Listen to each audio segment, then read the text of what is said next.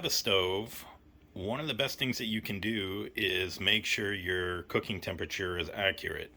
And I'll show you a cool gadget that you can get in my Amazon store, and I'll link that for you. But this will help you in your cooking adventures so much, and it always never hurts to do this over and over. So as you can see, I got my oven set to 350, and we're floating right around just under 370. Hello everyone. So we need to change the temperature on this and make it more accurate. It'll be one of the best investments. You can even use it on a barbecue grill. Hey everyone, hey, I'm gonna cook a steak and it's gonna be a filet mignon, but I want to show you this little thermometer that I have, and what it is that you can actually use it in your air fryer, in your oven, and on your grill and cook steak with it. So basically what I did is I just set the temperature that I want it to be at, and it's going to beep and tell me, and it says the thermo temp is 66 and the set temp is 145, and it has Celsius too. So I'm going to go ahead and cook this in the air fryer. I inserted the thermometer and I'm going to go ahead and get this cooking. So we're going to cook this in the air fryer. However, I think that's going to be too much, but this thermometer is going to tell me exactly. I shoved it right in the middle, as you can see. Perfect. Little thermometer is the best. So let's go ahead and take a bite. We're going to take this apart and wash it, and then we're going to bread our chicken. So a nice little trick is you just let it kind of dry out, and then you put it in the container. So we're just going to put it in there like that. Of course, get the extra buttermilk off so the flour sticks to it.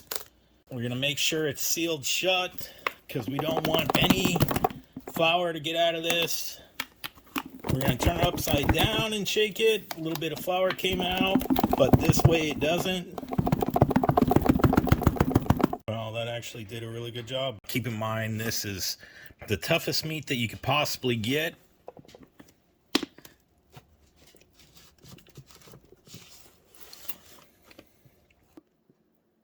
So this is the toughest meat that you could possibly get. This is pretty tough meat. And I think once we get a couple of spins on this, actually shredded it pretty dang good. Use to make eggs for breakfast sandwiches. And they're really cheap. And you can use them on your griddle or even in a frying pan. So check out my Amazon store. I'll go ahead and post a link for you, but we're going to go ahead and test this.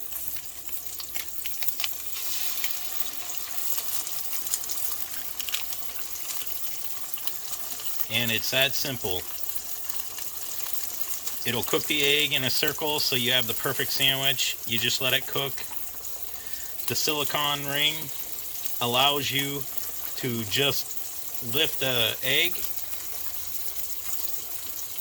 and flip it over. So it'll cook it perfectly in a circle, no mess, and you have more space on your griddle. This is a pretty cool little gadget. You can actually make French fries or pretty much cut any vegetable any way you want. And right there is where I got the potato.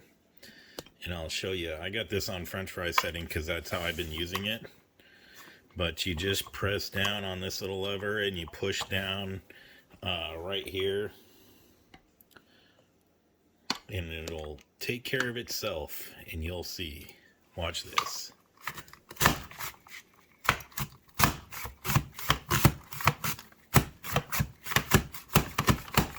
Now you don't have to spend hours cutting potatoes or anything. And it's easy to clean. You can actually even toss it in the dishwasher on the top shelf if you want.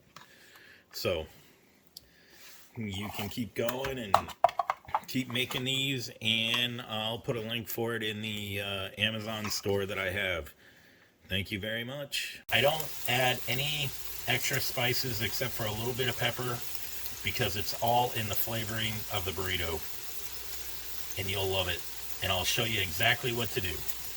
So stick with me. So sausage cook times, usually about 9 minutes, 10 minutes. You want to cook your corned beef just so that way it browns. We're getting a nice brown on this. And then the bacon we want crispy, so I just keep scooping it and flipping it so it doesn't burn.